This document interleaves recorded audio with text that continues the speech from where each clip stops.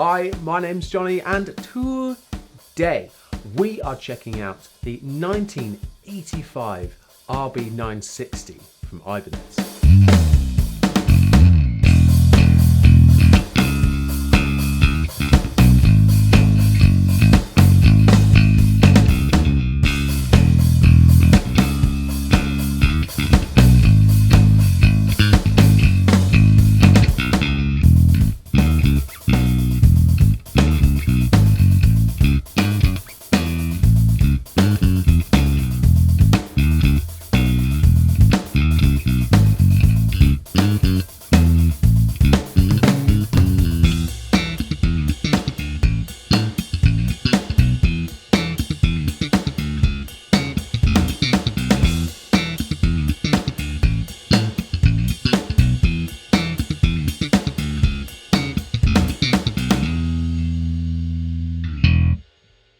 $1985, this thing's like 9 years older than me. I've always wanted a bass that's either older or is the same age, like 1994, the best year that there ever was. And you know, you get that feeling sometimes when you see something for sale and you just think, I need that right now.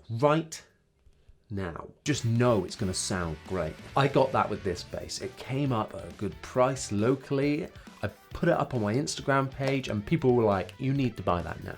And so I bought it now. Now the RB960 is from the Roadstar 2 series, which came out in 1985, all made in Japan, Ibanez goodness. Now from looking online, doing a bit of research, people say that this was the heyday of Ibanez, their favorite era, the Japanese made models. Now we know from FGN and the Fender made in Japan stuff that made in Japan is normally a good sign. They are fantastic at making basses. And so I was really excited that, you know, it's a vintage model and it's made in Japan. I was like, oh, this is ticking all the boxes, or giving me a good sign that this is gonna be a great bass. But having a look online, there seems to be a lot of love for this series. Now within the Roadstar series, they've done a couple of PJ basses or just straight up P basses, as well as a Roadstar 1, which is just a single pickup, and a double humbucking version as well. And this model in particular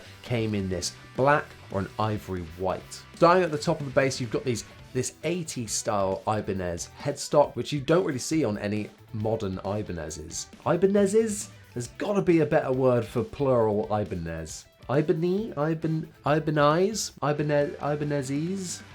You've got this actually quite curvy and narrow headstock, which houses the 4 gold machine heads on there. And these tuners are really good. They feel super smooth, considering its old age as well. Moving on up, we've got this glossy black finish neck, which is actually, I thought was going to be quite chunky, but it's actually pretty comfortable. The radius is wider than a jazz bass. I'd kind of compare it to like a flatter P bass style neck.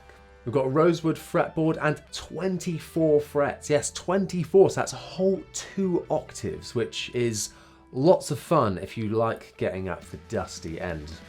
I don't, so this isn't really a benefit for me, but it's a cool thing to have. But for many of you out there, I'm sure that this is a really great feature. Now, finding information about these basses is actually quite hard. When I type it in online, only on the second page, my Instagram page and my podcast comes up where I've mentioned this bass, so it just goes to show how little information there is out there. I did find an old catalogue which had some information, but a lot of posts are just people appreciating this bass. So they've got a fan base online, and I can kind of get an idea of kind of when they were released. I think 1983, 84, this is an 85 model, and then kind of about the second-hand market price. So they're going for around £400 or £500 nowadays. So moving up to the body, we've got this amazing black finish and this cream binding around the outside, which just binds it all together with the gold hardware. It just looks so good. It's such a good look. And the body shape as well. I really like the horn on it. I love the way it curves up and then kind of is a little bit spiky. It kind of reminds me of the more modern Schecter Stargazer basses. I think they're really cool looking. They might even be modeled after this bass. I don't know. We've got these dual humbuckers, massive humbuckers, the biggest humbuckers I've ever seen. And what's really interesting about this bass is how it's all wired, because it's an active bass, but there's no preamp on board. So on this model in particular, you've got 4 controls, 2 volumes and 2 tones. There's no bass control, no treble control. The battery is powering the pickups. It's kind of similar to your 60s style jazz bass where you've got the stacked dual volume and tone pots. It's like that, but just across 4 different knobs. So I'm not going to waste any more of your time. Let's have a listen to how this thing sounds. Now I've restrung this with Diodario Pro. Now I have restrung this bass with Diodario Pro Steels, going straight into the Line 6 HX Stomp and using the Aguilar Tone Hammer amp sim. Now I've never used the Aguilar on this channel before. I'm normally going through the Ampeg SVT4 Pro, but had a couple of comments about it being a bit too scooped sounding as an amp, and whilst I thought it was quite a good amp because everyone knows what it sounds like, yeah, I kind of agree. When comparing the two now, the Aguilar's certainly more bland. No, it's certainly more true to what the tone of the bass is giving. So let me know in a comment down below if you like the sound of this amp sim, or over the next coming videos if you like that amp sim, because I'm certainly going to be using it from now on, I think. So let me know what you think in the comment down below. So let's take a listen to what this sounds like.